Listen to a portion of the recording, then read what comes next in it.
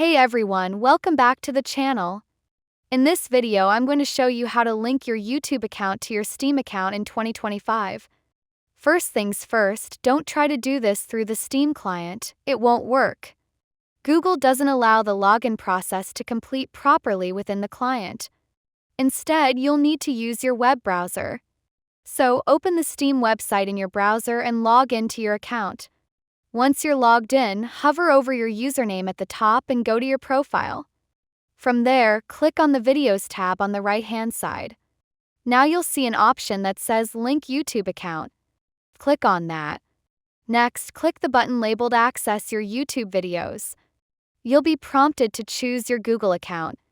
Once you select your account and give the necessary permissions, your YouTube account will be successfully linked. After that, you'll be able to choose which of your YouTube videos you want to feature on your Steam profile. And that's it. Super simple. If this video helped you out, don't forget to leave a like and subscribe for more helpful guides. Press the notification button as well. See you in the next one.